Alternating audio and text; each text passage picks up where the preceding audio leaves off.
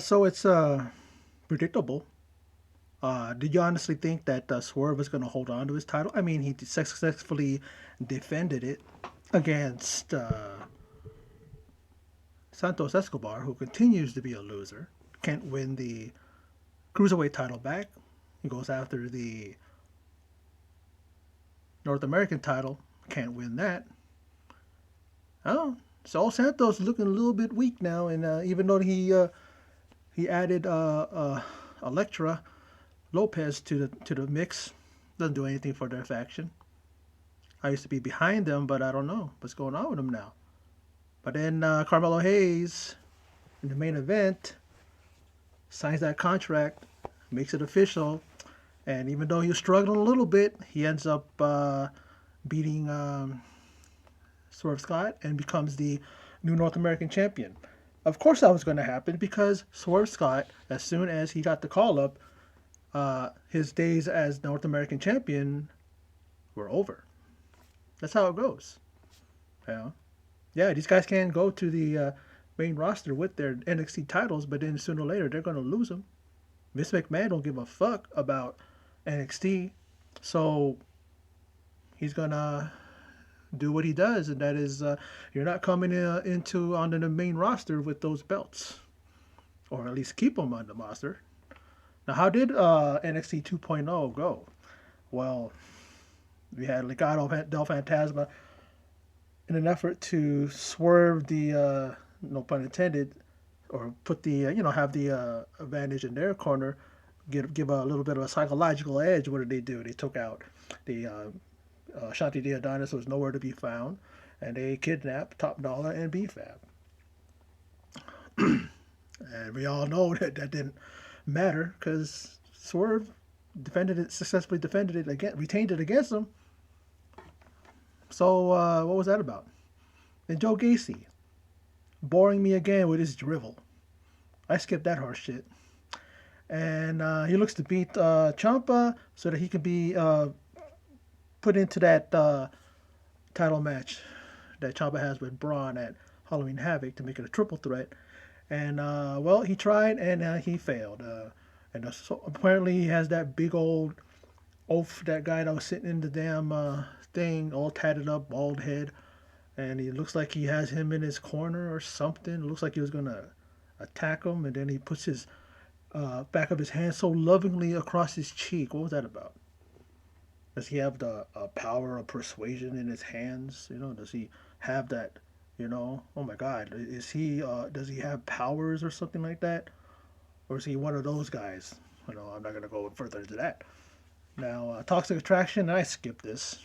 I really don't know if I like them just because, I mean, I don't like them and just yet. I don't know. And Mandy Rose claims that she's the baddest bitch in the game. I mean, boy, that word gets thrown around a lot, don't he?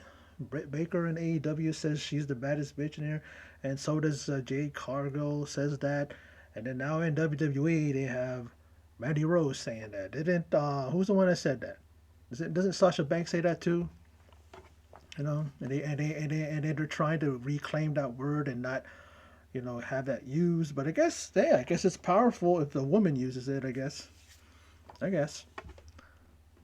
And now Zion Quinn comes out. And he eyes toxic attraction when they come down the aisle. Who wouldn't, right? And he soundly defeats Malik Blade. Malik Blade lost last week too. Didn't he face Zion Quinn last week? I don't know. I think he he got defeated by somebody. And then we got Ivy Nile of Diamond Mine making her debut.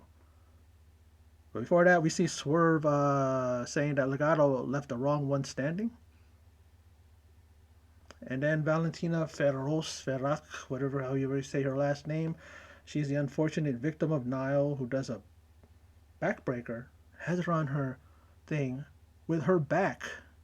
She's going like this and she's facing the other way. And I'm thinking she is not going to try to clasp her hands because she's going to snap that girl in half. If she had did it the other way, maybe she could do that. But the girl was smart, said, okay, I want to retain my spine and I want to, be able to wrestle some more. So she tapped out. And she better have done that because she would have been in a world of hurt. Now, Ikemen Jiro, this annoying motherfucking guy, a guy who's what? He's a cross between what do you call it? Against what's his name? Tozawa and other goofy Japanese character wrestlers, guys that WWE has. What is up with him hitting people with his pocket? You know, he has his hand in his coat. Is there like, man, referee better check that. It might have a what do you call it? Might have brass knuckles or a brick in there or something. Like that might give some kind of power. And like I said, he's annoying as fuck. End of story. And he gets his ass beat by Diamond Mine member Julius Creed. And I'm like, thank you, Julius. And then Diamond Mine end up beating up Kushida as well as Kushida comes out. Yoshitatsu, that's the other guy. Yoshitatsu, Tozawa, and some of these other Japanese goofballs that it's just like him. Like, guy ain't entertaining. Guy's annoying. And like I said, they beat up Kushida as well. He comes out, tries to, do something. I don't know. And he gets his ass beat too. Now, Raquel Gonzalez calls out Mandy Rose, and it's on, she says, at Halloween Havoc. And we're gonna get to see the wheel choose their fates. The whole spin the wheel, make the deal. So they're gonna spin that wheel, and whatever that match comes up, that's their match. Okay, it makes it interesting. Lash Legend, she's a bomb. It's like, what is up with those recorded segments? I mean, I bet she ain't good live, and that's the reason why she hasn't done a in-ring live, live segment. So I guess they have to do it this way. She's annoying. She's talking to them like they don't really like your show. They're Lash Legend. They're there because they're paid actors and actresses. They're not there seriously listening to your nonsense. You're the very one that said that that you like what's his name? What's his name? That dumb. Was it Tony D'Angelo? Right? You said that the most sexiest man or something like that or whatever was Jiro, Ikeman Jiro. Yeah, and then you're the one that said that Tony D'Angelo, you liked him in Sopranos or in that new Sopranos movie. So yeah, your legitimacy is shot. If you don't even know that's not even he wasn't even in the movie. And then Wagner and O'Reilly, what's his name? Von Wagner and Kyle O'Reilly win a tag team match against Holland, who is Ridge Holland, who's leaving, and then Pete Dunne, who is floundering. What are they doing with Pete Dunne? A lot of people are talking about how they should have sent those two guys to SmackDown or wherever. I think he is on SmackDown, Ridge Holland.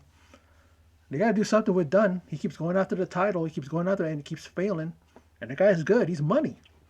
And that guy should be given his due.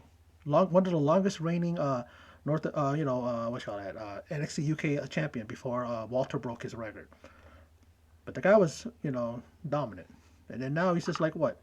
Relegated to picking up a big, heavily muscled guy to be his muscle.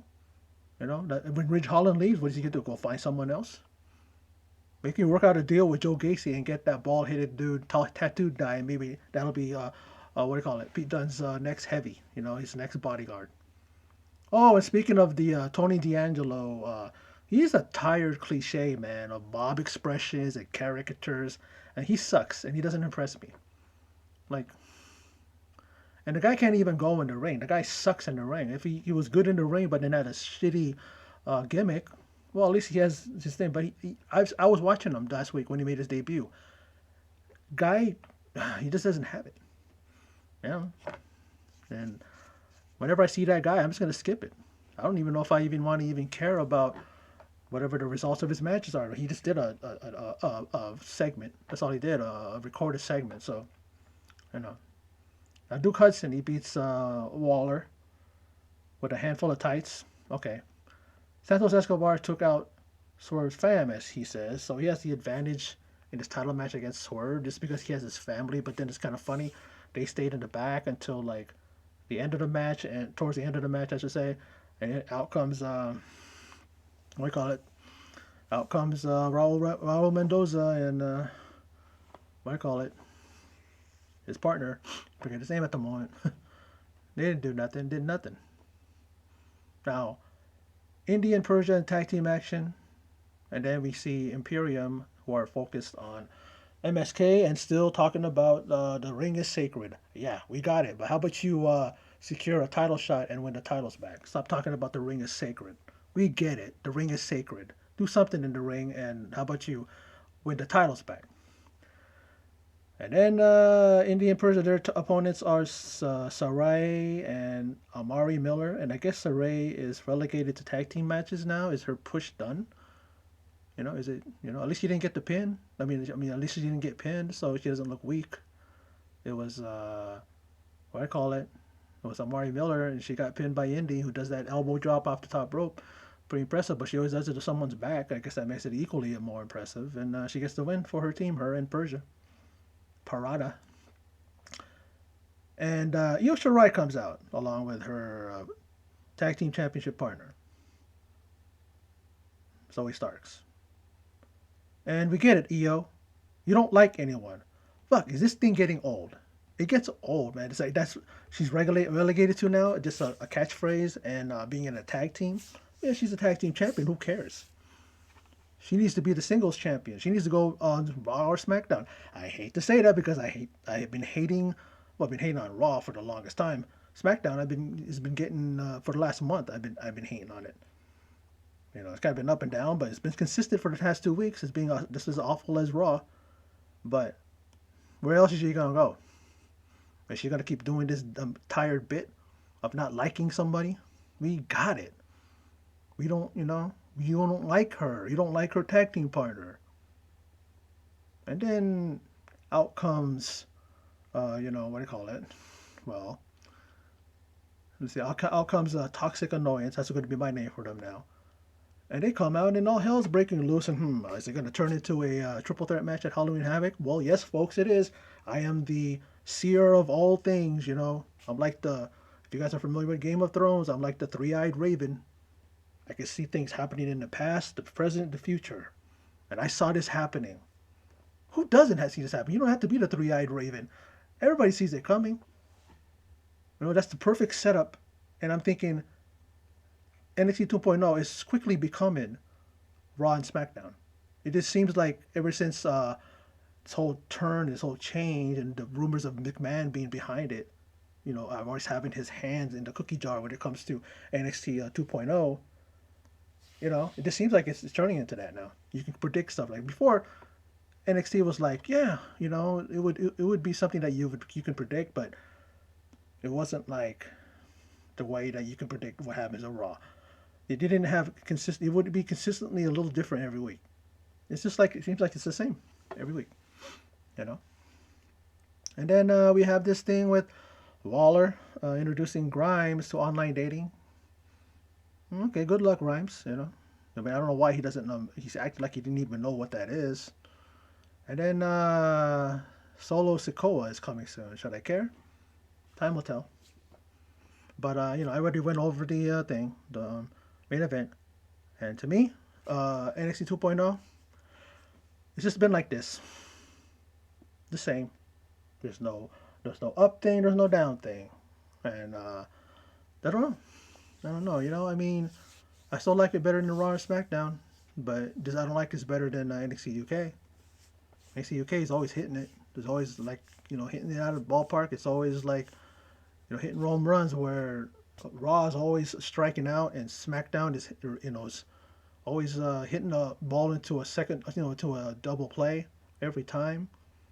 NXT has been hitting line drives and that's hitting an occasional home run, but with new NXT 2.0, they're just constantly hitting they're hitting like, what do you call it? A line drive here, and then they hit into a double play, and then they hit a line drive. It's like not consistent. It's the same thing. It's consistently same. I don't know if that fucking analogy I was using with baseball even makes sense, but you know what I'm trying to say, okay? But anyway, that was my video. It's getting late. I gotta get to sleep because I got work tomorrow. Later on, just till later on today. I got about 11 hours before I gotta start work. But anyway, that was my video. So for those of you who stopped by, checked it out, appreciate it. And closing as always, take care.